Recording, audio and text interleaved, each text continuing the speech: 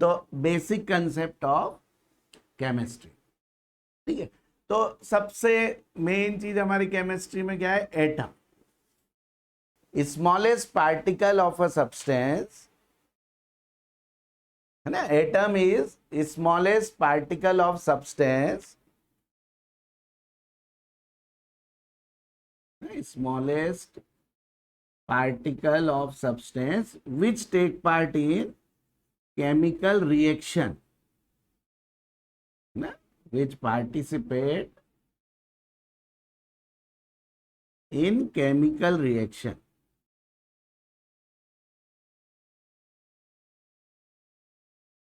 ठीक है, मतलब ये इससे छोटा पार्टिकल कभी भी कोई रिएक्शन नहीं कर सकता, है ना। ये ऐसा छोटा पार्टिकल ना, this is the smallest particle which take part in chemical reaction. मतलब कोई रिएक्शन अकेला प्रोटॉन नहीं कर सकता ना, कोई रिएक्शन अकेला न्यूट्रॉन नहीं कर सकता, ना अकेला इलेक्ट्रॉन कर सकता है ना। भले रिएक्शन में इलेक्ट्रॉन के एक्सचेंज होते हैं, है ना, लेकिन as a part of atom ही होते हैं, है ना। अभी कभी हमने ये सुना नहीं कि एक इलेक्ट्रॉन ने दूसरे इलेक्ट्रॉन से रिएक्शन करी, है ना। हमेशा क्या होगा? एटम किसी इससे करेगा या मॉलिक्यूल करेगा, है ना, या आयंस करेंगे, ठीक है।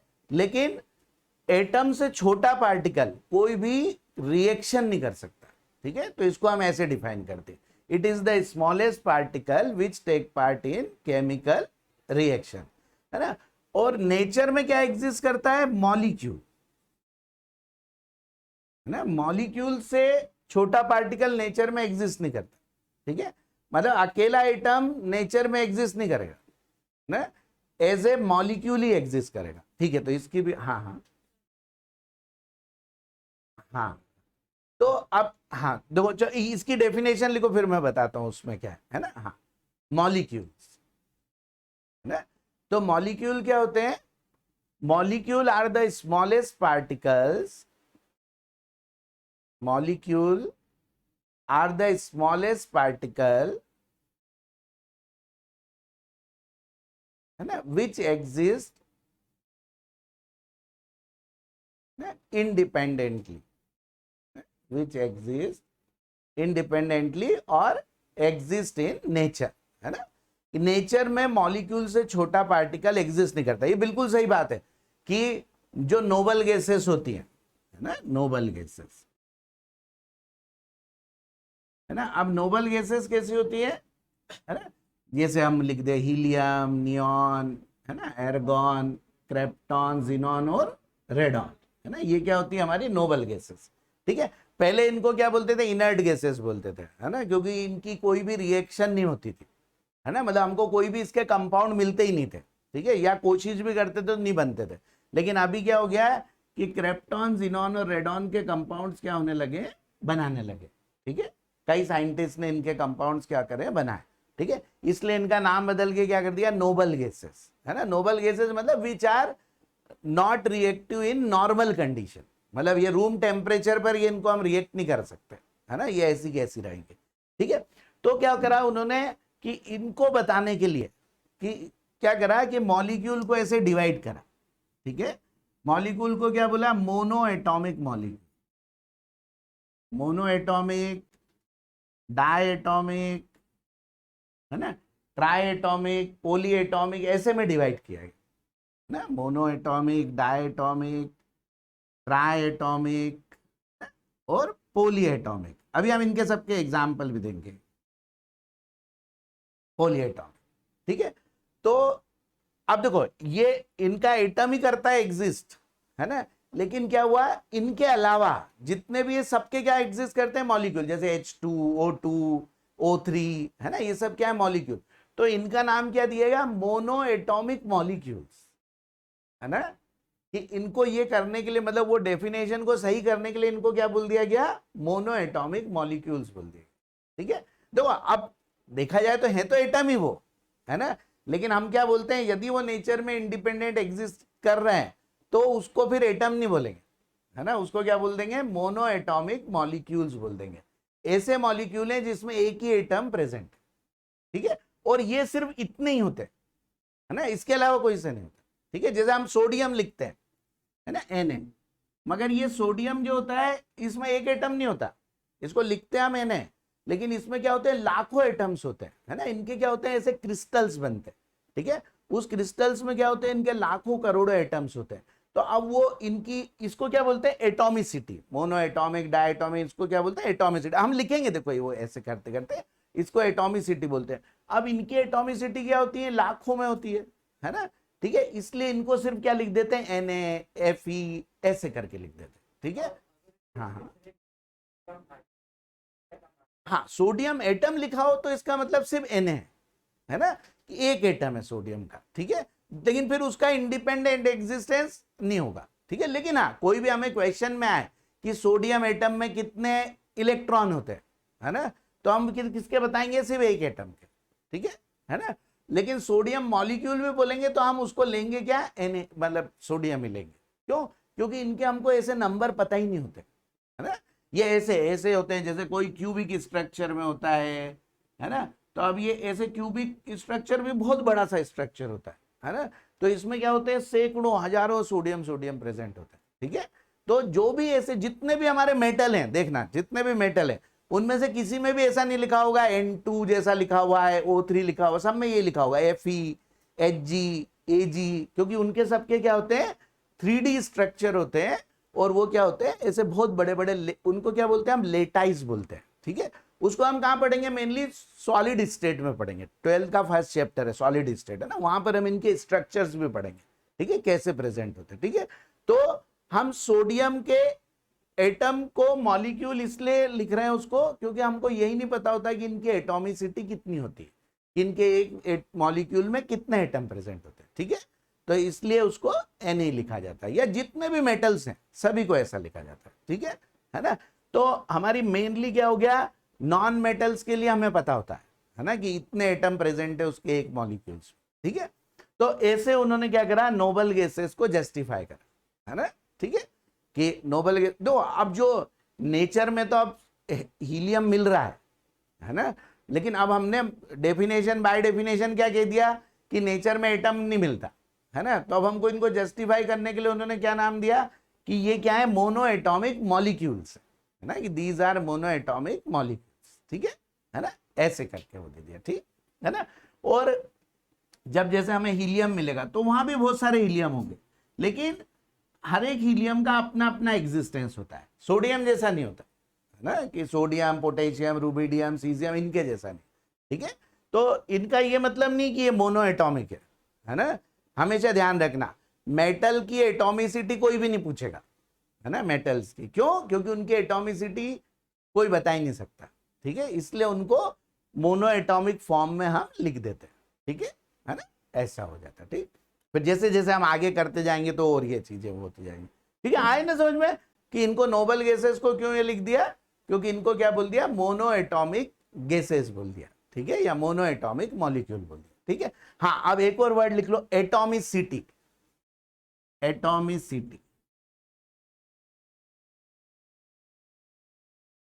तो देखो एटॉमिसिटी क्या होती है, number of atoms present in a molecule, that is called atomicity. Number of atoms present in a molecule, ठीक है ना। जैसे इन सब की एटॉमिसिटी क्या हो गई, 1 हो गई, है ना, नोबल गैसेस की, ठीक है, क्योंकि इनके एक मॉलिक्यूल में कितने एटम प्रेजेंट है, 1 एटम प्रेजेंट है। डायटोमिक के एग्जाम्पल कौन से हो जाएंगे, O2 हो गया, है ना, H2 हो गया, है ना, ये क्या हो गए, डायटोमिक मॉलिक्यूल्स हो गए, ठीक है। ट्राइएटॉमिक का कोई सा एग्जांपल, हाँ O3 हो जाएगा, और NH3 में 4 हो जाएंगे, है ना, एक केज का, हाँ उसको टेट्राएटॉमिक बोल सकते हैं, ठीक है, बिल्कुल बोल सकते हैं। NH3 is also a molecule, है ना, लेकिन उसमें और इनमें क्या अंतर है, वो भी अब हम देखो इसके आगे, वो देखो क्या, अगर एक स्टेप बाय स्टेप डिफाइन करना पड़ेगा हर चीज को, है ना, उसको भी अभी हम आगे करेंगे, है ना, कि कुछ होमो होते हैं, कुछ हीट्रो होते हैं, है ना, हीट्रो में आएगा NH3, लेकिन है वो, लेकिन वो कैसा है, टेट्राएटॉमिक, उसकी जगह H2O बोलो, है ना, H2O ट्राई एटॉमिक होगा, H2S ट्राई एटॉमिक होगा, हाँ CO2 हो जाएगा, हाँ CO2, O3, CS2, H2O, ये सब क्या होगा, ट्राई एटॉमिक मॉलिक्यूल्स होगा, इनको हिट्रोजीनस में रखा है। वो होमोजीनस का एग्जाम्पल बहुत रेयर मिलता है, उसमें से एक है O3, है ना, ठीक है, इसके अलावा एग्जाम्पल ही नहीं मिलेगा, ठीक है, होमोजीनस में, ठीक है, वो भी हम इसके बाद देखो, अभी हम इसको दो उसमें डिवाइड करके लिखेंगे, होमोजीनस और हिट्रोजीनस, ठीक है। हाँ अभी देखो, हाँ ऐसे एटॉमिक, ये तो मैंने सिर्फ ऐसे एग्जाम्पल्स पूछे थे, है ना, पोली एटॉमिक का कोई एग्जाम्पल जिसमें 4 से ज्यादा हो, ऐसा कोई एग्जाम्पल, हाँ NH4 बोल सकते हैं, लेकिन देखो NH4 एक्चुअली में क्या होता है, NH4 पॉजिटिव होता है ना, क्योंकि NH3 मॉलिक्यूल है न्यूट्रल, NH4 होगा तो एक पॉजिटिव चार्ज है, इसको क्या बोलेंगे, आयंस बोलेंगे, हाँ ये हो जाएगा, मतलब है ना कि 5 हो जाए, H2O2 में भी 4 होते हैं, है ना, H2O2 में 4 होते हैं, उसकी जगह ग्लूकोज, है ना, ग्लूकोज में कितने हो गए, C6H12O6 हो गए, एक 10th की बुक में पढ़ा होगा कार्बन के एलाट्रॉप्स में C60 बक मिनिस्टर फुलेरेंस, ये भी क्या हो गया, ये सब पोली एटॉमिक हो, है ना, ठीक है, तो ये सब पोली एटॉमिक हो गए, ठीक, तो ऐसे बहुत सारे एग्जाम्पल है ना, बहुत सारे एग्जाम्पल मिलेंगे, इसको क्या बोलते हैं, ग्लूकोज, है ना, ठीक है, एक सुक्रोज भी होता है, सुक्रोज का क्या होता है फॉर्मूला, C12, हाँ 22O11, है ना, this is the formula of sucrose, ठीक है, ये जो जो हम लिख रहे हैं ना, ये सब है, हमें यूज में आएंगे बार बार, ठीक है, तो ऐसे डिफरेंट डिफरेंट होता है, ठीक है, हाँ अब आप पहले ऐसे ऐसे लिखो, हाँ ऐसे लिखो, दो दो ऐसे कॉलम बनाओ, एक में लिखो होमोन्यूक्लियर, है ना, मॉलिक्यूल्स में, ऐसे मॉलिक्यूल्स, अब मॉलिक्यूल्स में दो टाइप के, एक होमोन्यूक्लियर, है ना, होमोन्यूक्लियर, और एक दूसरा हिट्रोन्यूक्लियर, है ना, होमोजीनस से ज्यादा अच्छा वर्ड क्या है, होमोन्यूक्लियर, है ना, homonuclear means those molecule which contain one type of atoms, है ना, उसको, है ना, तो एटम में मेन क्या होता है, न्यूक्लियस, ठीक है, तो इसलिए होमोन्यूक्लियर, और हिट्रोन्यूक्लियर मीन्स, हाँ हाँ, कि molecule found by more than one type of atoms, है ना, जो एक से ज्यादा टाइप के एलिमेंट्स के एटम से बनाओ, है ना, ये ऐसे भी बोल सकते हैं, molecule which form by more than one type of element, है ना, अलग अलग एलिमेंट से बने, उनको क्या बोलते हैं, हीट्रोन्यूक्लियर मॉलिक्यूल्स, और होमोन्यूक्लियर जो एक ही एलिमेंट के एटम से बने, ठीक है ना, अब इन दोनों में ही देखो, मोनो एटॉमिक का तो सिर्फ किस में एग्जांपल मिलेगा, होमोन्यूक्लियर, ना, मोनो, हीट्रो में तो हो ही नहीं सकता, जिसमें एक ही एटम है तो हीट्रो तो, है ना, सेम ही होगा, ठीक है, तो मोनो एटॉमिक में हमारी ये सब कौन सी हो गई, नोबल गैसेस हो,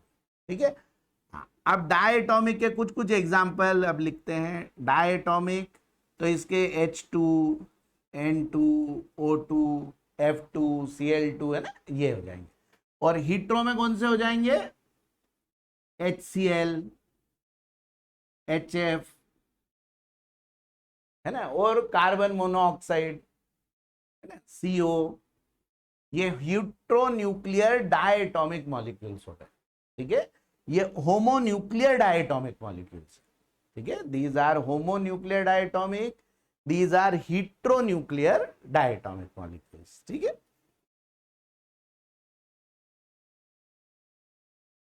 थोड़े से लिख लो बस ऐसे ही, है ना, ट्राई वाले लिख लो थोड़े से, ट्राई एटॉमिक, तो इनमें होमो में कौन से हो जाएगा हमारा O3, हाँ बस इधर, और हीट्रो में हमारा देखो H2O सबसे कॉमन एग्जाम्पल है ना, H2O, CO2, these are to, है ना, मोस्ट कॉमन एग्जाम्पल, है ना, H2O, CO2, H2S भी होता है ना, बहुत सारे होते हैं, ठीक? फिर टेट्रा एटॉमिक, टेट्रा एटॉमिक में कौन सा होता है P4, है ना, इधर मोनो में, मतलब होमोन्यूक्लियर में, है ना, P4। फास्फोरस जो होता है, फास्फोरस के 4 एटम मिलके, है ना, एक मॉलिक्यूल बनाते हैं, ठीक है, तो P4 हो गया, है ना। और इधर हमारा NH3 हो गया, है ना, ठीक है। PH3 भी होता है। PH3 को क्या बोलते हैं? फॉस्फीन। Phosphine, phosphine. P को फास्फोरस, PH3 को फॉस्फीन। NH3 को तो अमोनिया बोलते हैं, PH3 को फॉस्फीन बोलते हैं,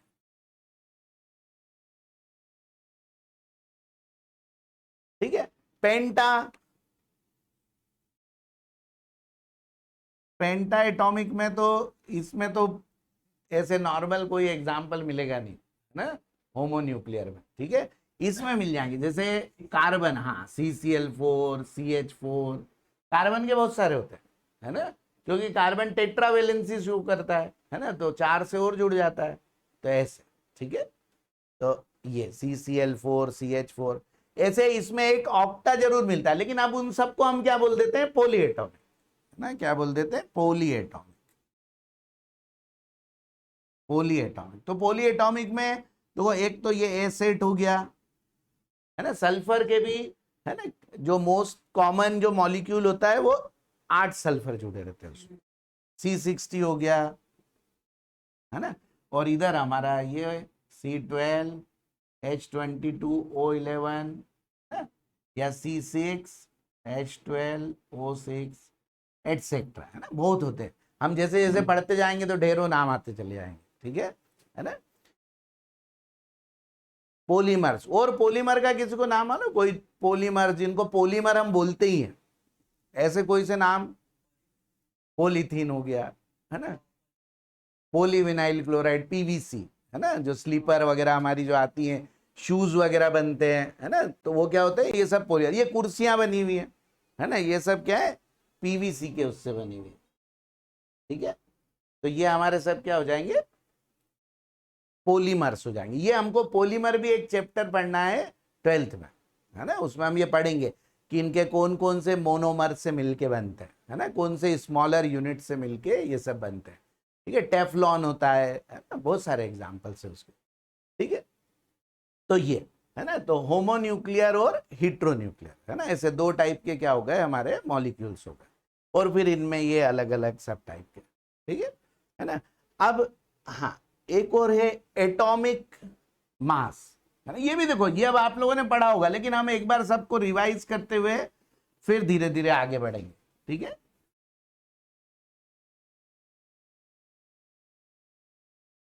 ना। तो आज थोड़े से बेसिक एटॉमिक मास के पहले एक और चीज बताओ, मोल। मोल पढ़ा है आप लोगों ने कभी? मोल, है ना, मोल मतलब कितना होता है? हाँ, 6.022 इंटू 10⁻23, है ना, पार्टिकल्स, है ना। मोल भी कैसा है? जैसे डजन होता है ना, 1 डजन में कितने होते हैं? 12। ऐसे 1 मोल में कितने होते हैं? इतना, है ना, ये 1 मोल है, ठीक है। मोल तो सिर्फ क्या होती है? यूनिट ऑफ नंबर, है ना, एक यूनिट है ना। उसमें 1 मोल में कितने नंबर होते हैं? इतने नंबर।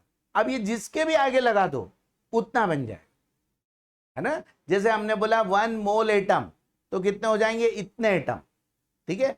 1 मोल मॉलिक्यूल, तो इतने मॉलिक्यूल, है ना। 1 मोल आयंस, जैसे Na पॉजिटिव, 1 मोल Na पॉजिटिव मतलब इतने Na पॉजिटिव, और 2 मोल बोल देंगे तो इसके डबल हो जाएंगे, है ना। 1 मोल चेयर मतलब इतनी चेयर्स, है ना। तो mole is only a unit of number, है ना, एक नंबर की बस एक यूनिट है और कुछ भी नहीं है ना, सिर्फ एक ये बताया हुआ। और इसको क्या बोलते हैं हम? Avogadro number. और इसको रिप्रेजेंट कैसे करते हैं? Na से, है ना। कहीं पर भी ऐसा या Na लिखा हो, हाँ हाँ,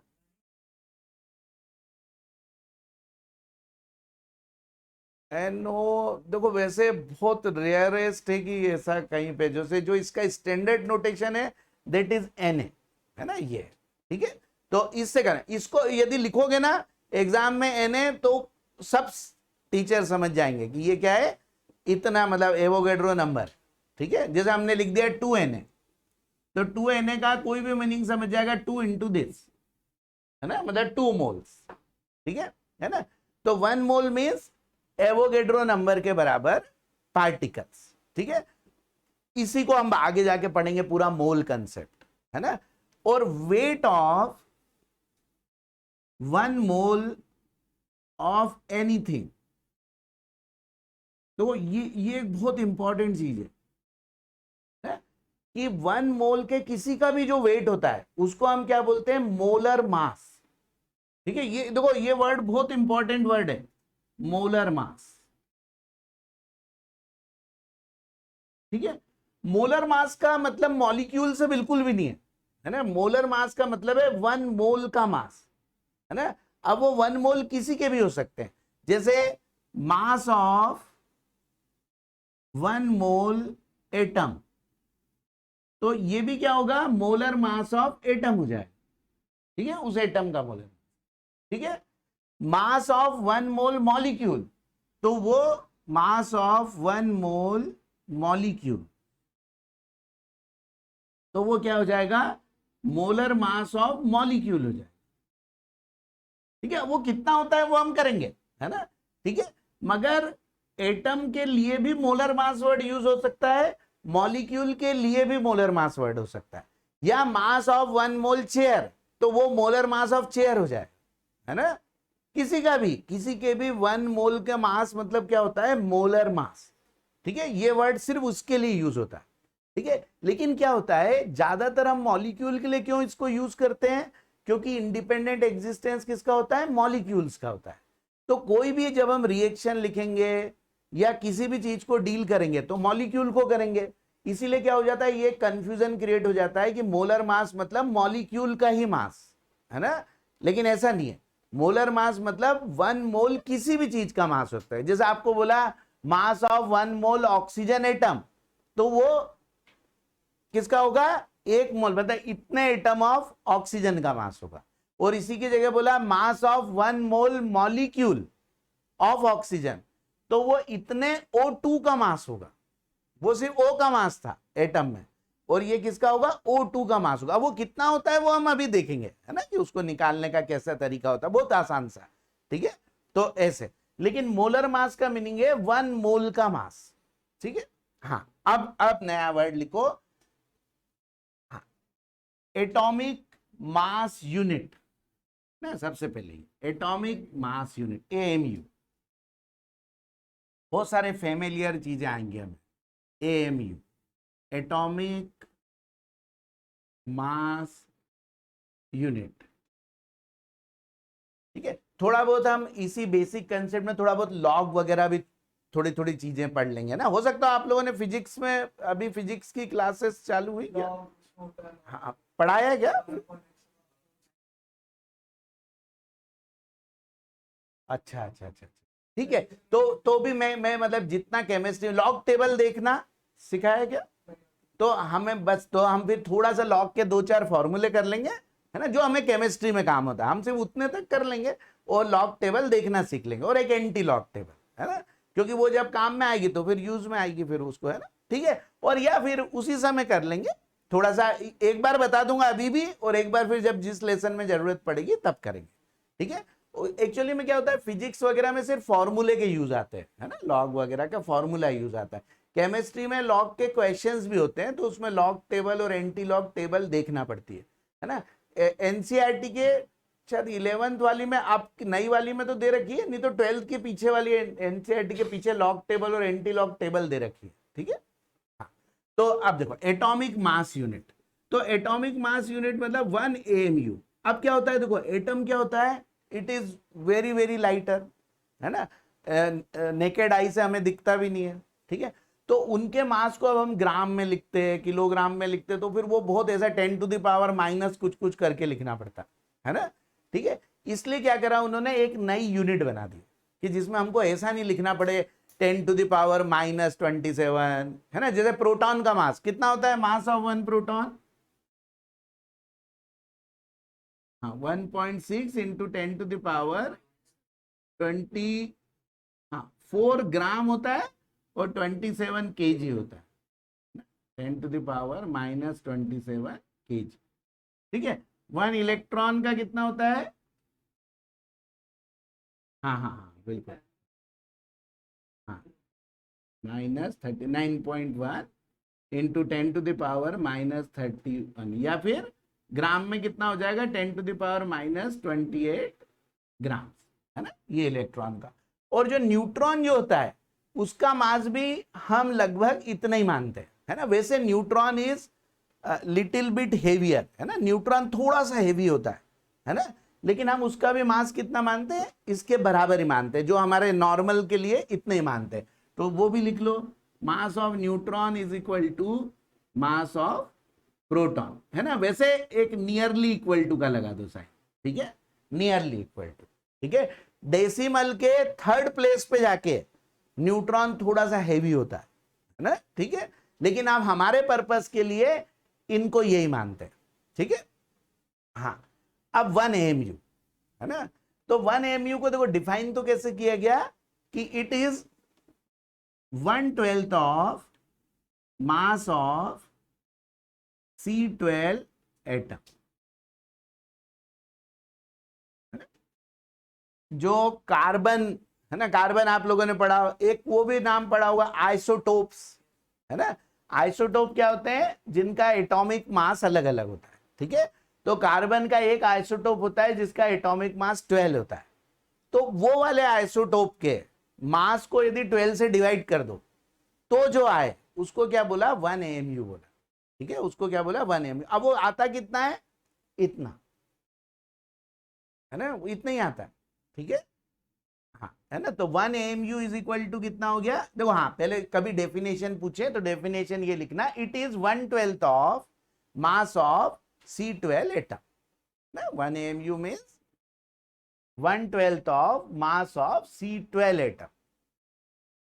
मतलब जो 12 वाला जो आइसोटोप होता है उसके मास को यदि 12 से डिवाइड करो, एक एटम के, है ना, मास को 12 से डिवाइड करो तो जितना भी आता है उसको क्या बोलते हैं? हम ये बोलते हैं।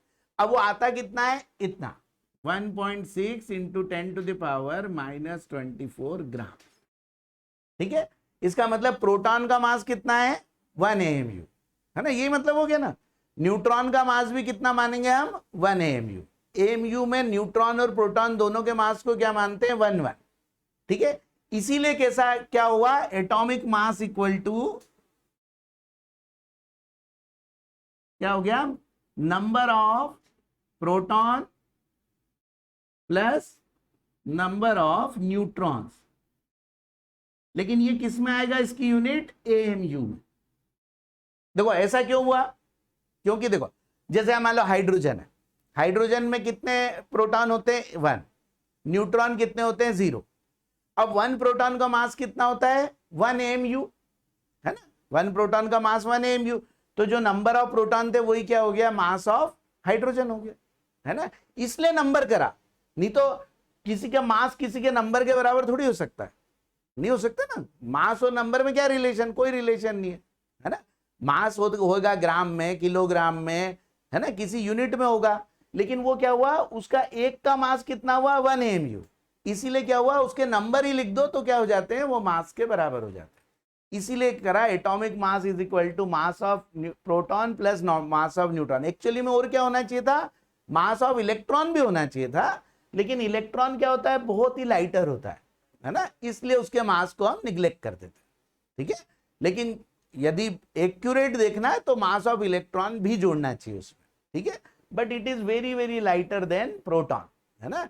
इसीलिए हम क्या कर देते हैं? जो भी न्यूक्लियस का मास होता है उसी न्यूक्लियस के मास को उस एटम का मास मान लेते हैं, है ना। हाँ हाँ,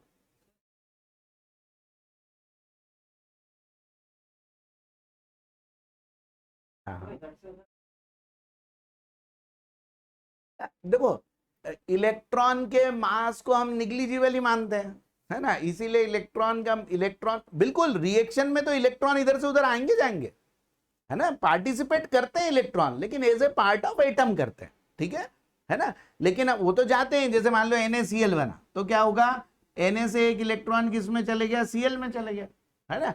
तो अब NaCl बन गया तो वो इलेक्ट्रॉन गया किस में? अब NaCl के मास में तो कोई फर्क ही नहीं पड़ेगा, क्योंकि वो इससे उधर चले गए, है ना। तो वो ऐसे ही होगा ना, है ना। ठीक है। लेकिन हाँ, जैसे अब H है, जैसे मान लो चलो Na है, अब Na का मास कितना होता है 23 AMU, सिर्फ एक Na एटम का, है ना, क्योंकि उसमें क्या होते हैं 11 प्रोटॉन होते हैं और 12 न्यूट्रॉन होते हैं, तो 23 AMU। ठीक है। अब मान लो Na पॉजिटिव के मास को बोले आपको कि Na पॉजिटिव का मास कितना होगा, तो Na पॉजिटिव से एक इलेक्ट्रॉन तो चले गया, है ना, लेकिन अब इलेक्ट्रॉन के मास को हम क्या मानते हैं, निग्लिजिबल मानते हैं, इसलिए Na पॉजिटिव का मास भी कितना बोलेंगे हम 23 AMU ही बोलेंगे, है ना। तो इसलिए कोई फर्क नहीं पड़ता। और यदि वो मॉलिक्यूल का मास लेंगे तो उसमें कोई फर्क ही नहीं पड़ना है, वो इलेक्ट्रॉन दूसरे में चले गया होगा, है ना। जैसे मान लो वाटर बना, तो क्या हुआ कि ऑक्सीजन के जो 2 इलेक्ट्रॉन है उसने हाइड्रोजन के साथ क्या कर ली, बॉन्ड बना ली, है ना। तो अब H2O में तो कुछ किसी भी चीज का चेंज नहीं हुआ ना, जितने इलेक्ट्रॉन H में थे, जितने इलेक्ट्रॉन इस H में थे, जितने इस O में थे, टोटल उतने के उतने ही, उतने ही प्रोटॉन है, उतने ही क्या है न्यूट्रॉन से, है ना। इसलिए कोई फर्क नहीं पड़ता उस चीज, है ना। और ऐसे भी जब हमने उसको निग्लेक्ट ही कर दिया है ना, तो इसलिए हमें कोई भी फर्क नहीं पड़ रहा, ठीक है ना, ऐसा होता है। आया ये बात, आई समझ में, है ना। इसलिए उसको हम वो ही नहीं करते। लेकिन मॉलिक्यूल में तो कोई फर्क पड़ना ही नहीं चाहिए, क्योंकि मॉलिक्यूल में तो जितने भी इलेक्ट्रॉन है वो वहीं के वहीं है ना, कि वो बस क्या हुआ एक एटम से भले ही दूसरे एटम में चल गए, शेयर हो गए, ऐसे ही कुछ होगा, ठीक है। इसलिए मॉलिक्यूल में इलेक्ट्रॉन के उससे कोई भी फर्क नहीं पड़ना है, ठीक है। और इलेक्ट्रॉन रिएक्शन में पार्टिसिपेट करके क्या बनाएंगे, मॉलिक्यूल्स बनाएंगे, ठीक है। लेकिन वो तो अलग बात है, लेकिन आयन का भी मास हम उतना ही बोलेंगे, है ना, जितना उस न्यूट्रल एटम का मास था। क्यों? क्योंकि हमने इलेक्ट्रॉन के मास को इतना कम है कि उसको हम कंसिडर ही नहीं करते, है ना। हम जैसे आगे जाके हम एटॉमिक स्ट्रक्चर पढ़ेंगे, उसमें पढ़ेंगे all the mass of atom is concentrated at nucleus, है ना, पूरा मास न्यूक्लियस में ही कॉन्सेंट्रेट है, ठीक है। इसीलिए कभी भी जब वो होता है न्यूक्लियर बम, है ना, तो वो एटम बम जो बोलते हैं वो एक्चुअली में न्यूक्लियर बम है। उसमें क्या होता है, जो न्यूक्लियस होता है वो ब्रेक हो जाता है ना, और ब्रेक होने के बाद जो नए न्यूक्लियस बनते हैं, उस नए न्यूक्लियस का मास पुराने न्यूक्लियस से कम होता है हमेशा, है ना। तो वो जो मास होता है वो काय में कन्वर्ट हो जाता है, एनर्जी में कन्वर्ट हो जाता है, और वो एनर्जी से ही इतनी बड़ी जो तबाही होती है वो मच जाती है ना, क्योंकि वो एनर्जी इतनी ज्यादा होती है ना। वो किससे होती है, E = mc² जो होता है ना, वो, हाँ, जो हमारा आइंस्टीन के वो है। तो इतना देखो c² के बराबर जब उस मास में मल्टीप्लाई करोगे इतना मास बन जाता है। तो जरा सा भी मास जब कन्वर्ट होता है तो उससे एनॉर्मस अमाउंट ऑफ एनर्जी निकलती है। तो जो हमारा न्यूक्लियर बम होते हैं वो सब में यही होता है ना, कि जो नए न्यूक्लियस बन रहे हैं उनके मास पुराने न्यूक्लियस से कम है। या जैसे हम वो उसको बोले हाइड्रोजन बम, जो कि किस में चल रहे हैं, जितने भी स्टार्स होते हैं, है ना, उसमें हाइड्रोजन बम है एक्चुअली में। तो उसमें जैसे मान लो क्या होता है, मान लो 2 हाइड्रोजन ने कंबाइंड होकर क्या बना लिया, हीलियम बना लिया, है ना। तो ये 2 हाइड्रोजन का जो मास है उससे इस हीलियम का मास कम होता है ना। तो वो जो मास डिफेक्ट है वो काय में कन्वर्ट हो रहा है, एनर्जी में कन्वर्ट हो रहा है। वो एनर्जी उससे भी ज्यादा होती है जो न्यूक्लियर बम से निकलती है ना। इसलिए हाइड्रोजन बम उससे भी ज्यादा खतरनाक होता है, ठीक है ना। तो ये मास का चेंज आ रहा है, लेकिन हम तो क्या मान रहे हैं कि जो मास कंबाइंड हुआ वही मास यहाँ पे आ रहा है, लेकिन ऐसा होता नहीं है। कुछ ना कुछ मास इस प्रोसेस में निकल जाता है ना, और वो जो मास है वही काय में कन्वर्ट हो जाता है, एनर्जी में। उसी से हमारा पूरा सन एनर्जी दे रहा है ना, इतनी ज्यादा एनर्जी बन रही है उससे कि सन हमको एनर्जी दे रहा है। और जो स्टार्स है वो तो बहुत दूर दूर है, इसलिए हमको उसकी हीट महसूस नहीं होती है ना। नहीं तो उनमें भी सब में ऐसे ही है। मतलब सन क्या है, एक आग का बस, है ना, फायर बॉल ये, है ना, जिसमें क्या हो रहा है, हाइड्रोजन से हीलियम बनता जा रहा है ना। लेकिन इसके साथ साथ कुछ पार्टिकल्स भी निकल रहे हैं। हम पढ़ेंगे न्यूक्लियर केमिस्ट्री भी पढ़ेंगे थोड़ी सी, लेकिन वो आप उससे ज्यादा काय में पढ़ लोगे, फिजिक्स में, न्यूक्लियर फिजिक्स 12th में। केमिस्ट्री से उस पोर्शन को हटा दिया, सिर्फ एडवांस में है अब वो, है ना, बाकी के लिए हटा दिया, है? तो और वो आप काय में ऐड कर दिया है, न्यूक्लियर फिजिक्स में। तो वहां पे आप पढ़ोगे ये रिएक्शन की क्या होता है, ठीक है।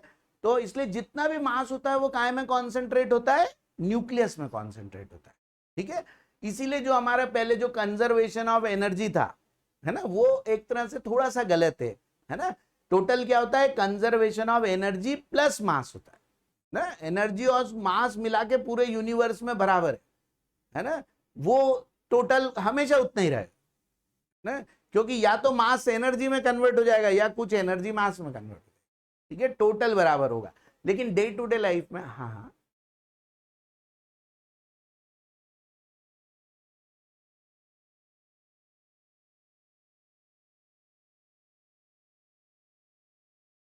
देखो उसका उसका मेन रीजन बिल्कुल ये हो सकता है कि क्या होता है कि उस क्लोज नहीं, ओपन में भी करते हैं हम रिएक्शंस को, लेकिन क्या होता है जैसे कोई रिएक्शन में गैसियस स्टेट वगैरह है तो वो ज्यादातर फिर वो क्लोज्ड में करना पड़ता है ना, क्योंकि वो फिर वो हो जाएगा। दूसरा, कोई एक रिएक्शन को करने के लिए पर्टिकुलर टेम्परेचर, प्रेशर, ये सब देना पड़ता है, तो यदि मान लो वो ओपन हुआ तो फिर वो चेंजेस आ जाएंगे उसमें, है ना, उसके कारण, बाकी ये नहीं, क्योंकि वो रिएक्शन न्यूक्लियर रिएक्शंस नहीं है ना, न्यूक्लियर रिएक्शंस होती तो फिर हम तो उसको परफॉर्म ही नहीं कर सकते, है ना, क्योंकि उसमें तो इतनी एनर्जी निकलेगी कि वो जो भी ये सब ब्लास्ट हो जाएगा, सब वो हो जाएगा, है ना। जब एटम बम जब छोड़ा गया था तो बड़े बड़े लोहे के पाइप तक टेढ़े हो गए थे, इतनी एनर्जी निकलती है उनसे, है ना, जो टावर आवर होते हैं ना वो सब पिघलने लग जाते, है ना, इतनी एनर्जी जनरेट होती है। और वो तो उस समय तो जो एटम बम था वो बहुत ही स्मॉलर स्केल वाला था, है ना, उसका पावर बहुत कम था, इनिशियल स्टेज में था, और आज उससे न जाने कितने पावरफुल बम बने, इसीलिए तो रुका हुआ ये सब थर्ड वर्ल्ड वार, है ना, नहीं तो अभी तक थर्ड वर्ल्ड वार हो चुका होता यदि इतने पावरफुल बम नहीं बने होते, क्योंकि सबको पता है कि जिस दिन होगा तो सब खत्म होना है ना, मतलब ज्यादातर चीजें सब खत्म हो जाए, ठीक है। तो ये तो देखो, है ना, अब एटॉमिक मास मतलब क्या हुआ, number of proton plus number of neutron. क्यों हुआ ये, क्योंकि एक प्रोटॉन का मास भी 1 AMU होता है, एक न्यूट्रॉन का मास भी 1 AMU होता है, तो दोनों के नंबर जोड़ दो तो AMU में, है ना, ये हमेशा ध्यान रखना कि आप एटॉमिक मास में इन दोनों के नंबर जोड़ोगे तो किस में आएगा, वो AMU में आएगा उसका आंसर, ठीक है, ये आंसर किस में होता है, AMU में होता है, ठीक। तो इसको हम क्या बोलते हैं, एटॉमिक मास बोलते हैं। जैसे हाइड्रोजन, तो हाइड्रोजन का एटॉमिक मास कितना होता है, 1 AMU। हीलियम, इसका कितना होता है, 4 AMU, ठीक है ना। और कार्बन का कितना होता है, 12 AMU, है ना। नाइट्रोजन का कितना होता है, 14 AMU, ठीक है, ऐसे ही होता है। मैं एक छोटी सी लिस्ट वो करके, है ना, मैं उस पे सबको उस पे भेज दूंगा, तो उस उतनी कम से कम याद करना है ना, उतनों के हमको एटॉमिक मास याद ही होने चाहिए, ठीक है ना, क्योंकि वो हमें बार बार जरूरत पड़ती रहेगी, ठीक। तो ये एटॉमिक मास क्या हुआ, AMU में, ये कितने एटम के मास है, मास ऑफ 1 एटम, ठीक है, इतने के मास है, ठीक। यदि इसी का हमको क्या निकालना हो, मोलर मास, है ना, या इसको क्या बोलते हैं हम, ग्राम एटॉमिक मास। अब ये वर्ड लिखो, GAM, ग्राम एटॉमिक मास, है ना। तो ग्राम एटॉमिक मास का मतलब क्या होता है, मास ऑफ 1 मोल एटम्स, एक मोल एटम का मास, है ना, उसको हम क्या बोलते हैं, ग्राम atomic mass, mass of 1 mole atoms, है ना, मास of 1 mole atoms means gram atomic मास, ठीक है। अब इसकी वैल्यू क्या होती है ना, इसकी वैल्यू क्या होती है, इतना ही इसका मैग्नीट्यूड क्या होता है, बराबर होता है ना, मतलब mass, gram atomic mass of hydrogen कितना होगा, 1 gram, gram atomic mass of helium कितना होगा, 4 ग्राम, ग्राम एटॉमिक मास ऑफ ये कितना होगा, 12 ग्राम, ये कितना होगा, 14 ग्राम, ठीक है ना, मतलब 6.022 इंटू 10⁻23 एटम ऑफ हाइड्रोजन, इसका वेट कितना होता है, 1 ग्राम होता है, ठीक है, उसको क्या बोलते हैं, ग्राम एटॉमिक मास या मोलर मास, ठीक है ना। 6.022 इंटू 10⁻23 हीलियम का वेट कितना होगा, 4 ग्राम होगा, इसलिए हमको दो अलग अलग चीजें याद नहीं रखनी पड़ेगी, ठीक है ना। हाँ, तो ये आया समझ में कि ग्राम एटॉमिक मास और एटॉमिक मास में क्या डिफरेंस है, एटॉमिक मास कितने एटम का मास है, सिर्फ 1 एटम का, है ना। और ग्राम एटॉमिक मास कितने एटम का मास है, एवोगेड्रो नंबर बराबर एटम, ठीक है, एन एटम्स का, ठीक है। लेकिन उसका मैग्नीट्यूड बराबर है, एक्चुअली में बिल्कुल भी बराबर नहीं है ना, उनमें बहुत डिफरेंस है, ठीक है। लेकिन उनका मैग्नीट्यूड क्या है, एक दूसरे के क्या है, बराबर है, ठीक है। मैग्नीट्यूड मतलब जैसे ये 1 आ रहा है तो ये भी 1 है ना, ये 4 आ रहा है तो वो 4 है, ठीक है। बिल्कुल बराबर तो हो ही नहीं सकता, देखो कैसे हो सकता है, एक एटम और 6.0 कैसे बराबर हो सकता है ना, दोनों में तो कितना अंतर है।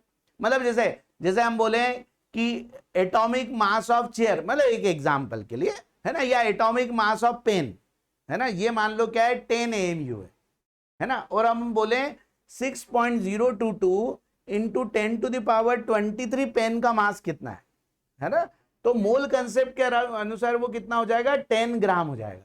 लेकिन ये दोनों इक्वल हैं क्या, बिल्कुल भी नहीं हो सकते, ये एक पेन है वो इतने सारे पेन है। देखो क्यों नहीं इक्वल है, क्योंकि यही डिफरेंस आ गया ना, ये AMU में है और वो किस में है, ग्राम में, है ना, इसलिए इतना बड़ा डिफरेंस आ गया, ठीक है। हाँ अब देखो इसको यदि और समझना है तो 1 AMU इक्वल टू कितना होता है, 1/6.022 इंटू 10⁻23 ग्राम भी होता है ना। 1 AMU इक्वल टू कितना होता है, 1 एवोगेड्रो नंबर ग्राम। जब आप इन दोनों को डिवाइड करोगे तो इतना आ जाएगा 1.6 इंटू 10⁻24 है ना, इसको ये और ये इक्वल होते, ठीक है ना, भले करके देखना, ये इसके बराबर आएगा, थोड़ा बहुत भले डिफरेंस आ सकता है डेसिमल्स में, बाकी ये और ये एक दूसरे के क्या होते हैं, बराबर होते हैं, ठीक है। तो 1 एवोगेड्रो नंबर ग्राम, है ना, इक्वल टू क्या होता है, 1 AMU, ठीक है ना। अब जैसे मान लो हमने क्या मान लिया, हीलियम, हीलियम के एक एटम का मास कितना है, 4 AMU, है ना, 4 AMU मतलब कितने ग्राम हो गया, हाँ 4 AMU मतलब कितना ग्राम होगा, हाँ 4/6.022 इंटू 10⁻23 ग्राम। मास ऑफ, ये ऐसे क्वेश्चंस आएंगे आपको, find the mass of 2 atom of helium in gram, है ना, ऐसा। तो mass of 1 atom of helium in gram equal to कितना होगा, 4/6.022 इंटू 10⁻23 ग्राम, इतना हो गया, ठीक है। अब हमको हीलियम का क्या निकालना है, मोलर मास निकालना है ना, कैसे आया वो 4 ग्राम, है ना, 4 ग्राम आया क्यों, ठीक है। तो हीलियम का हमको मान लो क्या निकालना है, मोलर मास निकालना। मोलर मास का मतलब होता है कितने एटम, इतने एटम, है ना। तो अब हम देखो यूनिटरी मेथड से निकाल लें, mass of 6.022 into 10⁻23 atoms of helium, है ना, इन ग्राम इक्वल टू कितना होगा, 4/this Na इंटू Na, तो ये दोनों कैंसिल हो जाएंगे तो कितना आ गया, 4 ग्राम, ठीक है। ऐसे आया है वो 4 ग्राम, है ना, वो आप करोगे अपने आप वही आएगा। लेकिन क्या होता है, याद रखने के लिए हम ऐसे याद रखते हैं कि ये दोनों बराबर हैं, एक्चुअली में नहीं, सिर्फ इनके मैग्नीट्यूड्स बराबर, ठीक है। एक्चुअली में ये बराबर हो ही नहीं सकते, है ना, क्योंकि ये इतने Na बराबर एटम का मास है और ये सिर्फ 1 एटम का मास है ना, तो ये दोनों एक्चुअली में इक्वल हो ही नहीं सकते, ठीक है। लेकिन उनके मैग्नीट्यूड इक्वल है, क्योंकि हम ऐसे उसको निकाल भी सकते हैं, ठीक है ना। आए समझ में आया ये बात, ऐसे हम इसको निकाल सकते हैं, ठीक है, कि ये और ये इक्वल है। तो अब आपको इसलिए याद रखने में ये कंसेप्ट ही ऐसा बनाया हुआ है कि ये लर्न करने में इजी हो जाए, है ना, ऐसे ही कंसेप्ट डेवलप ही करा। इसी को क्यों एवोगेड्रो नंबर माना, इसीलिए माना, है ना, क्योंकि उससे ऐसे रिलेशंस आ जाएंगे सब, है ना। किसी और को मानते तो फिर वैसा बनाना पड़ता, फिर 1 AMU का मास कुछ और होता, वो होता 1/ वो नंबर, है ना। लेकिन ये नंबर किसी और चीजों से भी आता है ना, किसी और चीजों से भी आता है ना। जैसे 1 फेराडे चार्ज होता है, 1 मोल इलेक्ट्रॉन का चार्ज, और बहुत सारी चीजों के नंबर इससे मिलते जुलते हैं, है ना, कि तो इसलिए 1 फेराडे यदि चार्ज है तो उसमें कितने इलेक्ट्रॉन होते हैं, इतने इलेक्ट्रॉन होते हैं। कई जगह से ये नंबर आ गया, इसलिए इसको क्या बना दिया, एवोगैड्रो नंबर बोल दिया। नहीं तो ऐसा क्योंकि इसी को बोला है ना, कई जगह से आता है, जैसे जैसे हम पढ़ेंगे ना तो बहुत जगह फिर इस नंबर का यूज आएगा। ठीक है, तो वो कंसेप्ट ही ऐसा डेवलप करा है कि हमारे आंसर यही आए, है ना। ठीक है, आया ना समझ में, कैसे निकालेंगे, ऐसे नहीं। जैसे अब आपको आया फाइंड मास ऑफ, हाँ ऐसे लिखो, find mass of, find mass of 20 atoms of carbon in gram. Find mass of 20 atoms of carbon in gram. कितना आएगा, हाँ मतलब देखो है ना कि मास ऑफ 1 एटम ऑफ कार्बन कितना हो गया, हाँ 12 AMU, मतलब 12 अपॉन, हाँ देखो अब देखो, अब जब आपसे ग्राम में आंसर पूछा हो ना तो ये अपॉन मत करो, कौन सा वाला नंबर यूज करो, 1 प्रोटॉन, नहीं 1 प्रोटॉन के मास वाला, कौन सा, इंटू का ऐसे करो 1.6 इंटू 10 टू द पावर -24, तो क्या होगा, मल्टीप्लाई करना ज्यादा इजी होता है बजाय डिवाइड करने के, है ना। तो ये वाला नंबर यूज करो, क्योंकि 1 अपॉन एवोगैड्रो नंबर मतलब इतना ही होता है ना, तो ये यूज कर लिया। तो mass of 12 atom of carbon कितना हो जाएगा, 12 into 1.6 into 10 to the power -24 into 12। अच्छा 20 था क्या, हाँ तो 20, अच्छा तभी 240 आया होगा, है ना।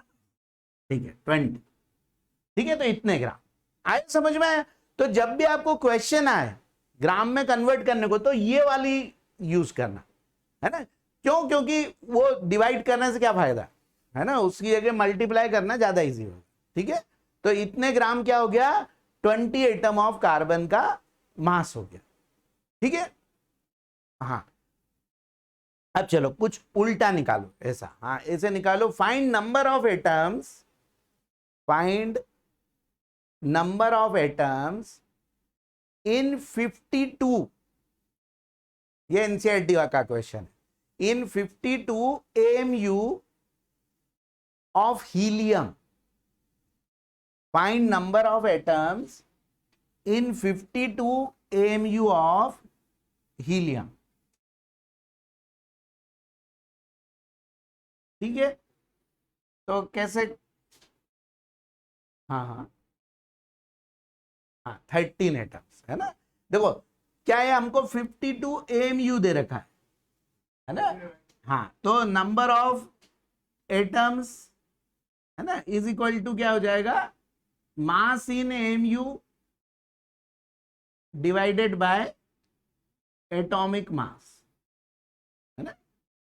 मास इन यू लिखा है, ये AMU लिख देता हूं, वो 4 नहीं था, है ना, मास इन है। ठीक है, तो ये कितना हो गया, 52 डिवाइडेड बाय 4 मतलब 13, है ना। तो 13 एटम्स हो गए किसके, हीलियम। ठीक है ना। हाँ अब देखो, अब एक और चीज लिखो, find number of atoms in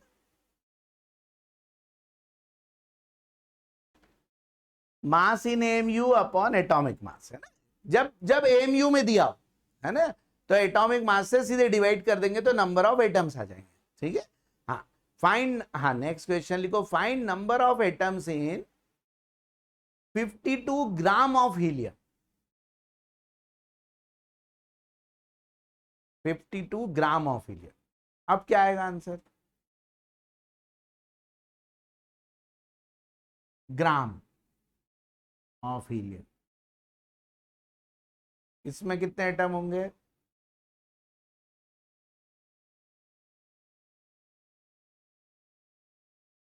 नहीं ऐसा क्यों है, ऐसा क्यों, 52 इंटू 4 क्यों, हाँ हाँ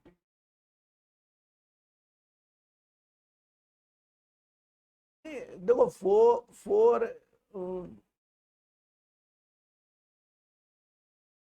4 AMU तो 1 एटम का मास होता है ना, एक ही एटम का होता है। ठीक है, तो 52 AMU में तो 13 एटम आ गए, लेकिन 52 ग्राम दे दिया अब हमको, तो क्या करना पड़ेगा हमें, हाँ या तो मतलब हम क्या करें, इस ग्राम को पहले एएमयू में कन्वर्ट करें, है ना, तब फिर ये क्वेश्चन ऐसा हो सकता है। या दूसरा तरीका, हाँ ऐसा लिखो पहले नंबर ऑफ मोल्स, है ना। देखो अब हम धीरे धीरे थोड़ा सा मोल कंसेप्ट को भी थोड़ा थोड़ा करते आ रहे हैं। जब भी आपको ग्राम में दिया हो तो सबसे पहले क्या निकालो, मोल्स निकालो, ठीक है।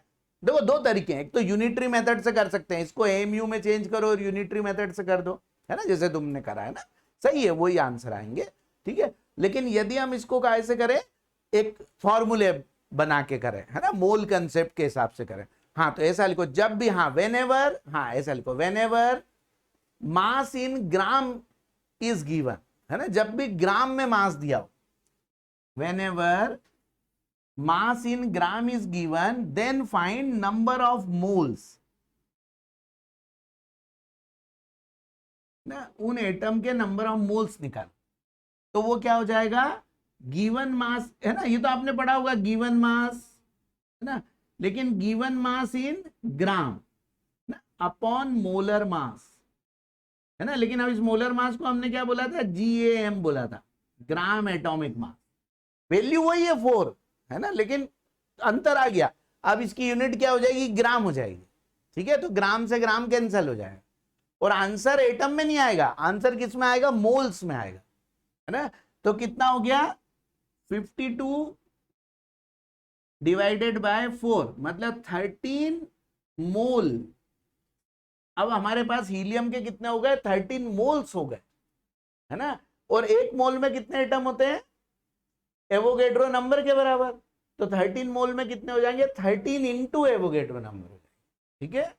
तो ऐसे करना, जब भी ग्राम में दिया हो तो सबसे पहले मोल्स निकालेंगे और फिर उस मोल्स में एवोगेड्रो नंबर को मल्टीप्लाई करेंगे, ठीक है ना। हाँ तो number of atoms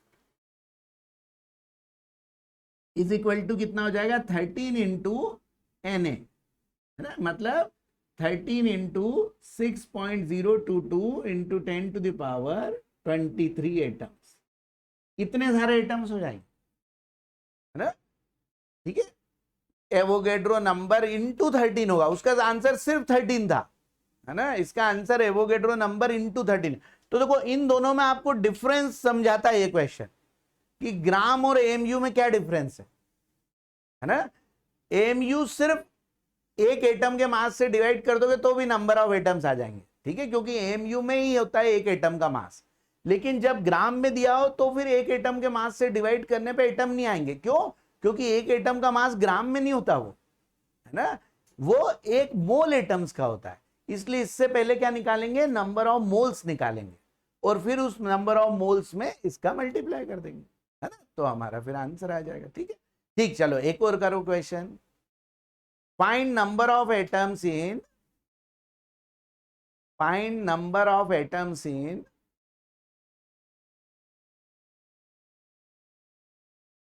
240 gram of carbon. Find number of atoms in 240 gram of carbon. तो अब ये ग्राम में दिया है तो पहले क्या निकालेंगे, इसका मोल्स निकालेंगे, है ना। तो नंबर ऑफ मोल्स, हाँ नंबर ऑफ मोल्स कितने हो गए, 240 अपॉन इसका मोलर मास कितना होता है, 12 होता है, ठीक है। तो कितने हो गए हमारे पास, 20 मोल हो गए कार्बन ना, और 20 मोल कार्बन मतलब 20 into 6.022 into 10 to the power 23 atoms, ठीक है। थोड़ा बहुत आप लोगों के 10th में भी शायद था, है ना, थोड़ा बहुत 9th में था, हाँ 9th में था थोड़ा बहुत मोल्स वगैरह, हाँ 10th में नहीं है, 9th में। तो देखो ये सब वापस से हमको फिर से 11 में, 9 का बहुत सारा कोर्स 11th में आएगा, है ना, उसको बढ़ा के, है ना, वो 11th में आएगा, ठीक है। तो दिस इज द बेसिक, है ना, ये सब बेसिक्स है हमारा, ठीक है। तो ये हमारा क्या हो गया, एटॉमिक मास और ग्राम एटॉमिक मास, है ना। एटॉमिक मास किस में होता है, एएमयू में होता है, ग्राम एटॉमिक मास किस में होता है, ग्राम्स में होता है ना। उसी को क्या बोलते हैं, मोलर मास ऑफ एटम, है ना, ठीक है, मोलर मास ऑफ एटम, ठीक है। और ग्राम एटॉमिक मास जो होगा उसका मैग्नीट्यूड दोनों का बराबर होता है, सिर्फ मैग्नीट्यूड। एक्चुअली में वो बराबर नहीं है, मैग्नीट्यूड बराबर है उसका, ठीक है ना, मॉड जिसको बोलते हैं वो बराबर है बस उसका, ठीक है। बाकी दोनों में बहुत डिफरेंस है। तो जब भी आपको ग्राम में दिया होगा तो पहले मोल्स निकलेंगे और फिर वो मोल्स से हम फिर क्या निकाल सकते हैं, ये निकाल सकते हैं, ठीक है ना। आए अच्छे से आए समझ में ये चीज, है ना, ठीक है। अब एक छोटी सी बस और चीज करते हैं ना, मॉलिक्यूलर वेट। जैसे एटॉमिक वेट था, अब ऐसे मॉलिक्यूलर वेट, क्योंकि हमें बाद में ज्यादातर किससे डील करना है, मॉलिक्यूल से। तो मॉलिक्यूलर वेट या मॉलिक्यूलर मास, देखो that difference is in physics, है ना, वो फिजिक्स में डिफरेंस है। केमिस्ट्री में there is no difference in weight and mass, है ना, क्योंकि यहां पर हम डे टू डे लाइफ की बात करते हैं, है ना। अब जैसे हमारा वेट और मास पूछे तो हम तो वही आंसर देंगे ना, वही हमको इनके देना, है ना। इसलिए इसमें बिल्कुल भी वो कंसेप्ट नहीं लगाना, है ना। ये बिल्कुल डिफरेंस है, ग्रेविटी और उसका डिफरेंस है बिल्कुल मास और वेट में। लेकिन यहां पे मॉलिक्यूलर मास लिखा हो तो भी वही आंसर करना है, मॉलिक्यूलर वेट लिखा हो तो भी वही आंसर करना है, ठीक है। अच्छा करा ये पूछा, है ना, क्योंकि इसमें कभी भी दिमाग में कंफ्यूजन लाना ही नहीं है। केमिस्ट्री में वो फिजिक्स का कुछ भी वो चीज नहीं लगा, ठीक है ना। एक्चुअली में होता है मगर हम उसमें वो नहीं करते ना, क्योंकि ग्रेविटी, है ना, इसीलिए हमारे मास में अंतर आ जाता है ना। हमारे वो मतलब मून पे अलग होगा, यहाँ पे अलग होगा, है ना, क्योंकि ग्रेविटी का अंतर होता है, ठीक है। लेकिन हम कहाँ पे पढ़ रहे हैं, पूरा केमिस्ट्री हमारा यहीं पर ही है ना, इसलिए इसमें कुछ भी नहीं, हमको वही लगाना है, ठीक है। हाँ, तो molecular wait means weight of one molecule, एक मॉलिक्यूल का वेट, और ये भी किस में मेजर होगा फिर, एएमयू में। नॉर्मली एएमयू में होगा, ग्राम में कन्वर्ट करना हो तो वो 1.6 इंटू 10⁻⁻24 से मल्टीप्लाई कर दो तो ग्राम में कन्वर्ट हो जाएगा, ठीक है। अब मॉलिक्यूलर वेट क्या होता है, सम ऑफ, ये तो सब पता है ना, weight of atoms present in it, ठीक है ना। जैसे फॉर एग्जांपल H2O, है ना, तो H2O का कितना हो जाएगा, H2O में क्या है, 2 into weight of hydrogen plus 16 into weight of oxygen, है ना, तो हमारा कितना हो जाएगा 18। लेकिन इस 18 की यूनिट क्या बोलोगे, एएमयू, है ना, कि एक मॉलिक्यूल ऑफ वाटर का मास कितना है, 18 एएमयू है, ठीक है ना। अब जैसे ग्लूकोज का कितना होगा, C6H12O6 का 6 इंटू कितना होगा, कार्बन का कितना होता है, हाँ 12, हाँ 180 है, 12 इंटू 1 प्लस 16 इंटू 6, तो कितना हो जाएगा ये 180 एएमयू या यू, ठीक है। देखो इसके लिए थोड़े इनके मास हमें पता होना चाहिए ना, ऑक्सीजन का, हाइड्रोजन का, कार्बन का, कम से कम देखो फर्स्ट 30 जो एलिमेंट्स है पीरियोडिक टेबल में, है ना, उनके मास लगभग आने चाहिए। मैं आज वो लिख के सबके व्हाट्सएप पे भेज दूंगा, ठीक है, एक ग्रुप बना दो उस पे भेज दूंगा, ठीक है ना। तो कम से कम हमें फर्स्ट 30 एलिमेंट्स के, और जिसके जरूरत है उनमें से जिनके नहीं होंगे उनका हटा दूंगा मैं खुद ही, है ना, और उसके अलावा 30 के बाद जिनकी जरूरत है ना, उनके कुछ और ऐड कर दूंगा, ठीक है। जैसे सिल्वर की हमें थोड़ी जरूरत पड़ती है ना, लिखाने की जगह मैं वैसे भेज दूंगा तो जल्दी हो जाएगा, उसको कॉपी में उतार लेना, है ना, और उनको लर्न कर लेना, तो फिर इनमें कोई भी दिक्कत नहीं आएगी। नहीं नहीं ऐसा नहीं है ना, जैसे अब सोडियम का एटॉमिक नंबर कितना है 11, लेकिन मास कितना है 23, है ना, बहुत अंतर आ जाएगा, बाद में बहुत अंतर आएगा। जैसे Fe को लो, Fe का एटॉमिक नंबर किसको पता है, कितना 26, बिल्कुल 26, है ना, लेकिन इसका एटॉमिक मास कितना होता है 56, है ना।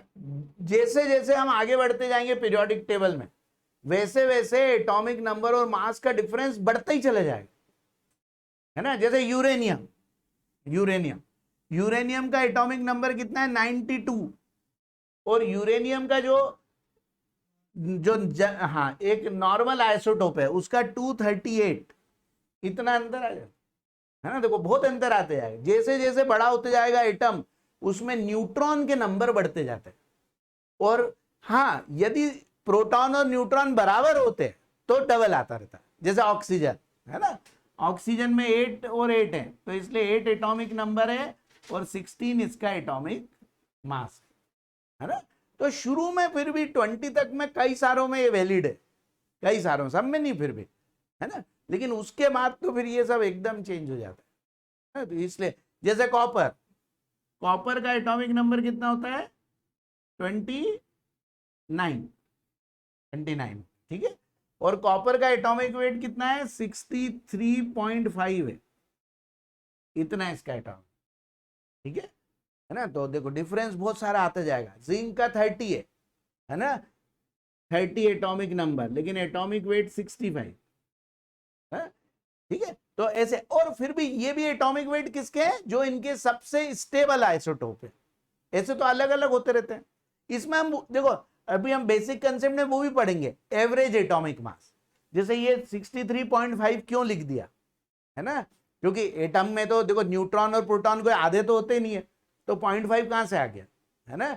तो हम वो एक कंसेप्ट पढ़ेंगे एवरेज एटॉमिक मास का। इनके आइसोटोप्स इस तरह से होते हैं कि इनको ऐसा, जैसे क्लोरीन है ना, क्लोरीन का क्या होता है एटॉमिक मास, नंबर 17 हो गया, और एटॉमिक मास 35.5 होता है। तो क्लोरीन का एक 35 वाला होता है, एक 37 का आइसोटोप होता है। दोनों का इस टाइप से अबंडेंस मिलता है कि उसका एवरेज एटॉमिक मास कितना होता है, इतना होता है ना। बाकियों में इसलिए नहीं आया, जैसे हाइड्रोजन है, हाइड्रोजन के कितने आइसोटोप होते हैं, 3 तीन होते हैं। इनमें से ये 99.9% मिलता है, और ये वाले बहुत ही कम मिलते हैं, इसलिए हाइड्रोजन का 1 ही हम लिखते हैं, है ना, इसलिए ऐसा कहते हैं, ठीक है। तो वो ध्यान से, अब मतलब उसको हमको भूल जाना, डबल वाला कंसेप्ट, है ना। अब हमको ये कुछ तो, इसीलिए हमको यहां तक, ये 30 तक के मैं वो करूंगा, उसके अलावा थोड़े बहुत और करेंगे, जैसे ब्रोमीन का है ना, कि 80 हो जाता है ऐसे कुछ के, ठीक है। न्यूमेरिकल्स जो आते हैं, देखो क्या होगा, तुम्हें स्कूल में लिखा नहीं मिलेगा, हो सकता हो बोर्ड में लिखा आ जाए। स्कूल वाले लिख के नहीं देते हैं, स्कूल वाले ये सोचते हैं कि बच्चों को आता है ना। तो इसलिए हमको तो दोनों के हिसाब से करना है। फिर कभी कभी क्या हो जाता है बोर्ड्स में, या कई कई जो कॉम्पिटिटिव एग्जाम्स होती है उसमें भी कई बार वो नहीं भी देते हैं, है ना। तो फिर यदि नहीं देंगे तो फिर हमको तो करना ही पड़ेगा, है ना। तो 30 तक के तो एटॉमिक नंबर एकदम बिल्कुल सबके आना चाहिए, एटॉमिक नंबर, और एटॉमिक मास 30 में से कुछ कुछ चूज करके वो, और आगे के कुछ के, बाकी यदि उसके अलावा देंगे तो फिर वो खुद ही दे देंगे, है ना, वैसे खुद दे देंगे फिर वो, है ना? उसमें ऐसा नहीं करते। लेकिन क्या है कि हम रिस्क नहीं ले सकते ना इसके, कि हम रिस्क नहीं ले सकते, मान लो नहीं दिया तो क्या करेंगे, क्योंकि ऐसा कोई वो नहीं है। लेकिन पिछले अभी 2-3 सालों से लॉग की वैल्यू, एंटी लॉग की वैल्यू, और ये एटॉमिक मास वगैरह लगभग पेपरों में आ रहे हैं, मतलब कॉम्पिटेटिव में भी और इधर भी, है ना, लगभग आ रहे हैं। तो इसलिए अब लॉग वगैरह की उतनी जरूरत नहीं देखना सीखने की, मगर कभी नहीं आया तो क्या करेंगे, है ना। इसलिए हमको आना चाहिए। देखो हम अपनी तरफ से तैयार रहे, बाकी फिर कुछ भी। दूसरा टाइम लगता है, देखो, है ना, हमें आता रहे ना, जैसे कोई बोले कि जिंक 30, है ना, तो हमें मतलब कोई ने जिंक बोला तो सीधे हमारे दिमाग में उसका 30 और 65 आ जाए, इस ढंग से होगा ना, तब हम कॉम्पिटिटिव में सक्सेसफुल होंगे, है ना। वहां टाइम की बहुत बचत करनी पड़ेगी। तो ज्यादातर चीजें हमारे, जैसे मान लो किसी ने बोला कि इलेक्ट्रॉनिक कॉन्फ़िगरेशन ऑफ जिंक, और किसी के मुंह से सीधे यही निकले 3D10 4s2, जो हम करेंगे बाद में, है ना। हाँ, तो ऐसा यदि निकले तो समझ लो कि मतलब वो फिर कॉम्पिटिटिव में उसका सक्सेस होने के चांस बढ़ जाएंगे, है ना। हाँ हाँ हाँ हाँ,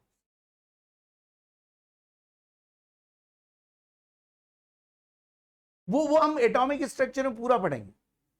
जो एटॉमिक स्ट्रक्चर है ना, उसमें हम पूरा पढ़ेंगे कि what is the difference between these two, है ना। वो मेनली उसमें एनर्जी के डिफरेंसेस है ना, इसलिए इसलिए फिर वो धीरे धीरे से। तो देखो मॉलिक्यूलर वेट क्या होता है, एटॉमिक वेट का सम, है ना। और इसी में मोलर मास ऑफ एटम, मतलब मॉलिक्यूल क्या हो जाएगा, इतना ही ग्राम हो जाएगा।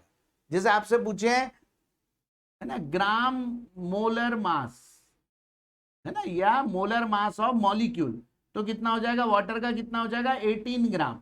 अब आप बता सकते हो 18 ग्राम वाटर में कितने मॉलिक्यूल होंगे, एवोगैड्रो नंबर के बराबर। ठीक है, इतना ग्राम 180 ग्राम ऑफ ग्लूकोज में कितने होंगे, एवोगैड्रो नंबर के बराबर। ठीक है ना, तो ऐसे ही हमारा क्या आ जाएगा, इसके क्या हो जाएंगे मोलर मास। ठीक है, बस ये इतना एक तरफ ऐसा लिख लो, थोड़े से 2-4 का, है ना, मोलर मास ऑफ मॉलिक्यूल, या इसको जीएमएम बोल देते हैं, ग्राम मोलर मास ऑफ मॉलिक्यूल, है ना। जीएम क्या बोलते हैं, ग्राम एटॉमिक मास, है ना। जीएमएम मतलब ग्राम मॉलिक्यूलर मास, है ना, मतलब यहां मॉलिक्यूल के बोल रहे हैं हम मोलर मास। ठीक है, तो H2O का कितना हो जाएगा 18 ग्राम, है ना, ग्लूकोज का कितना हो जाएगा 180 ग्राम, और ये कितने के बराबर होगा, मास ऑफ Na मॉलिक्यूल्स, है ना, Na मॉलिक्यूल का मास है। ठीक है, जैसे H2 का कितना होगा, H2 का कितना होगा 2 AMU, तो क्या होगा इसका मॉलिक्यूलर वेट, और मोलर मास कितना हो जाएगा 2 ग्राम। ठीक है, तो एग्जिस्ट क्या करता है, H2 एग्जिस्ट करता है, H एग्जिस्ट नहीं करता, है ना, Cl नहीं करता, Cl2 करता है। Cl2 का मोलर मास कितना होगा, Cl का कितना होता है, हाँ 35.5 इंटू 2 मतलब 71 AMU और 71 ग्राम, है ना। ठीक है, जब हमको एटॉमिक वेट आ जाएंगे तो मॉलिक्यूलर वेट अपने आप ही आ जाएंगे, है ना, उसमें हमें कोई दिक्कत नहीं आएगी। CO2 का कितना होगा, कार्बन का कितना होता है 12 और ऑक्सीजन का 16 इंटू 2 तो कितना हो जाएगा 44, और यदि सिर्फ एक CO2 का है तो ये 44 AMU, और इसका ग्राम मोलर मास कितना हो जाएगा 44 ग्राम्स हो जाएगा, है ना। 44 ग्राम में कितने CO2 हैं, एवोगैड्रो नंबर के बराबर, और 44 AMU में कितने CO2 हैं, सिर्फ एक, है ना, सिर्फ एक ही, वन, है ना, only one CO2 is present in 44 AMU, but in 44 gram Avogadro number के बराबर क्या होंगे, ये प्रेजेंट हो।